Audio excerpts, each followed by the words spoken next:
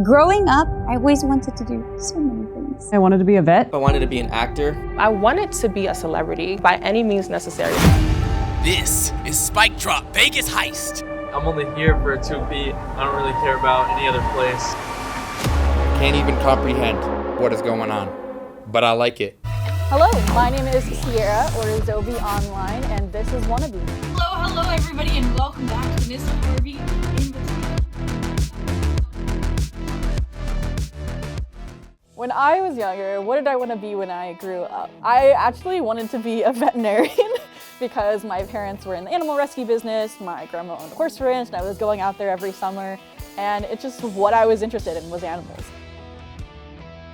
My parents are still trying to start animal rescue. I have my dog back at home. I love, her name's NASA, so much of a nerd. I definitely think it was like me and my brother definitely like competing a lot over like my grandma's computer, like letting us onto it. And then eventually like when we got like consoles like the Wii or like the Xbox, like trying to play together and trying to outcompete each other. I think some of my first games were like Wizard 101 and Minecraft. So those are some nostalgic ones continuously that I enjoy playing. Like my dad is a huge gamer as well. He likes Final Fantasy. He's actually what got me interested in Legend of Zelda. I would watch him playing those growing up, and then I would want to play them and then kind of branch out on my own and discover more games. My favorite game, that's a really tough one. It kind of depends which mood I'm in. If I'm in like that solo player, like learn and storyline mood, it's definitely like Genshin Impact, because it kind of gives me the nostalgia of Wizard 101 with kind of some of the same game features as Legend of Zelda.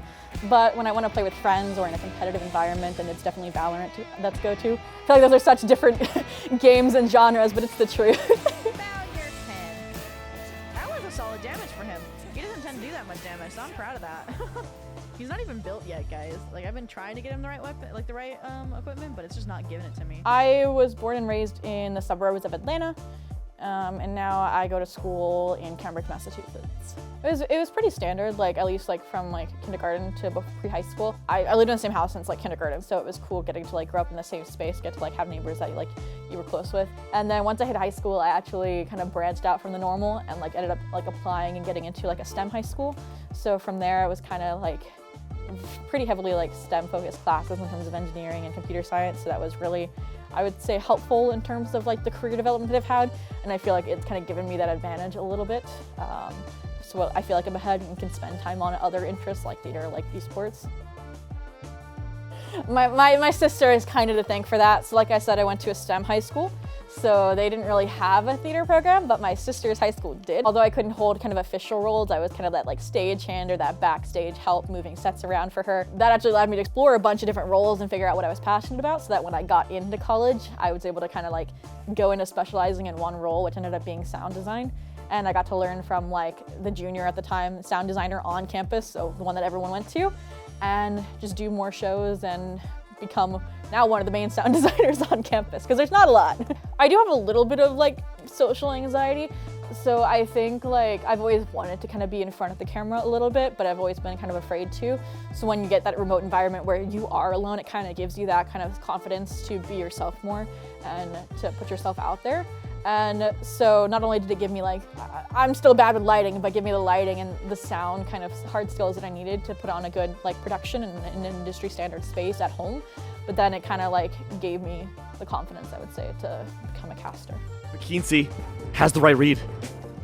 They do, and they will find Emluo again, the victim of a lurk, of a flank, and they'll be able to upgrade their weapon here, bring things back to a 3v3 here, but that obviously... So I'm actually a rising sophomore at Harvard studying software engineering, and I took a year leave of absence to address some like financial stuff and some mental health issues.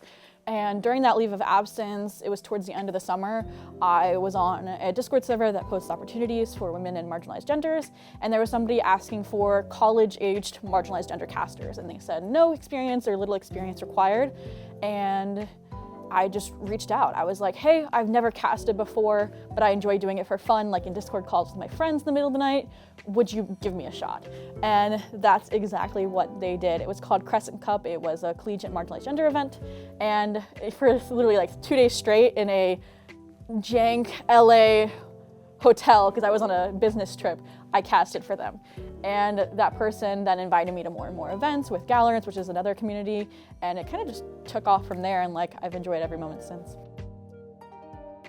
Other than becoming a broadcaster fellow, because that felt like a little bit of like a recognition for the work that I've been able to achieve, I think it's just been when people DM me and they're asking for advice, or they're saying that I'm their favorite caster and that I'm an inspiration to them. Because I'm like, I've only been doing this for a year, and it's showing them that even if you're getting into the game late or you're new to it, you can get events, you can go far, you can grow in this space. I would say the most difficult part has been kind of two-pronged for me. One was that I am non-binary, so whenever there was kind of women events, I didn't want to take those opportunities from people who identified as women. And then the second part is, it is just very strong networking heavy. You're gonna have to have times where you don't have events because you're waiting for people to post things, or you're waiting for a response to your real submission.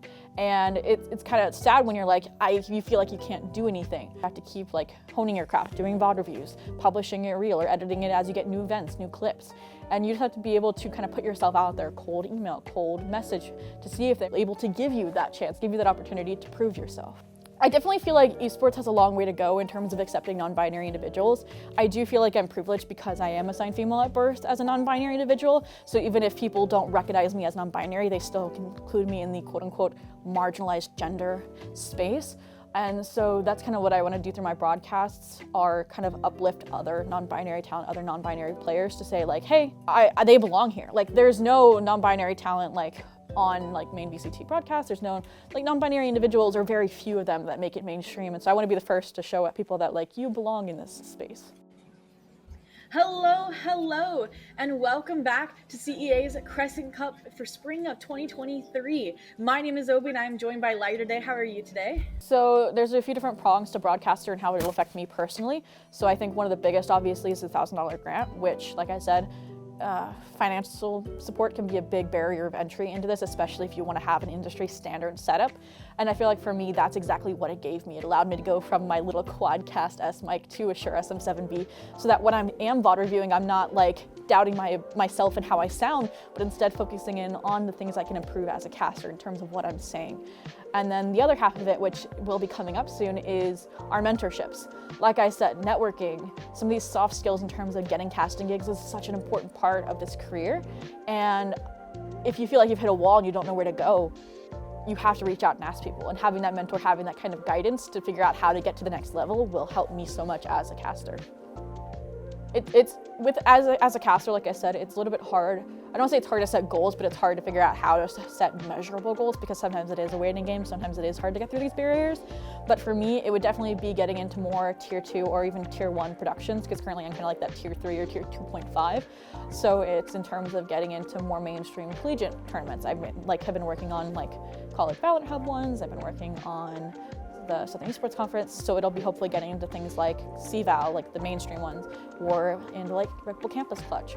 And then eventually, one day, maybe probably 5-10 years from now, when other casters are retiring, getting into VCT or the main league, which would be amazing.